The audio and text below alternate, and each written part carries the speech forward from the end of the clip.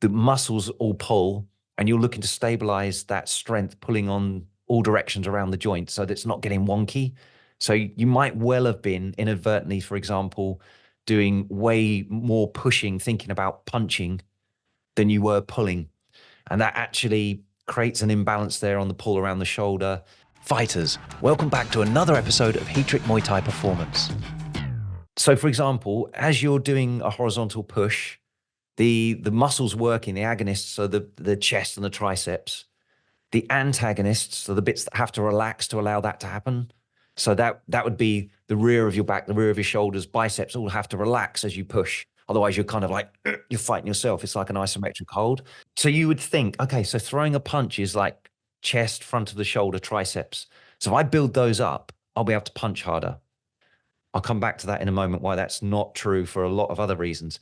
But if you've not worked pulls to be equally strong on your pulls, that will affect your body being able to express that full push force that you've got. If your body, and it inherently knows this, knows you're very strong on the front side, the agonist, but weak on the back side, it's almost like you've got a really strong accelerator, but your brain knows you've got terrible brakes and you'll crash.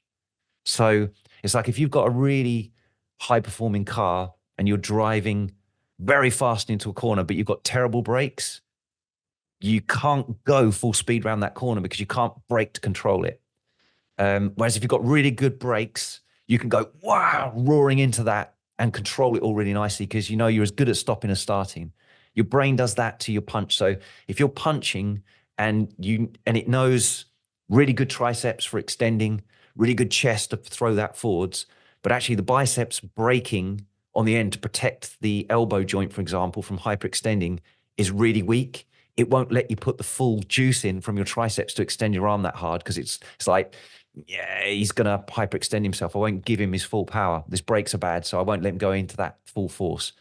So it's really important that you train all of that really balanced for performance aspects, but also injury prevention as well. So if we think of the body needing to work horizontal push and pulls, vertical pushes and pulls, so chest press and rows, shoulder presses, chin-ups, and then we've also got hip dominance, so that'd be something like a deadlift type pattern, stiff leg deadlifts, RDLs, those kind of things, and knee dominant, which would be more like squatting actions, lunges, front squats in particular, very knee dominant.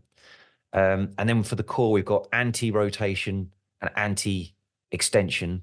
If you're hitting all of these patterns, then you're injury-proofing yourself. And if you're as religious as you can be about getting at least one resistance training session in the week, but if you get 2 sessions in the week, basically you can hit all of these directions every week. And that's the most robust injury-proof body and highest performing body you can get. But the first rule of strength and conditioning is actually reduce injury first, then it's performance enhancement. If you're getting all this stuff balanced up, you're going to find you're far more robust and not hurting yourself so much. Thanks for listening. If you found this valuable, please like, subscribe, and share with someone else it could help too. Please give the podcast a review or comment below. We'd love to hear from you. As always, you can visit heatrick.com for more Muay Thai performance podcasts, videos, articles, and guides. Catch you next time.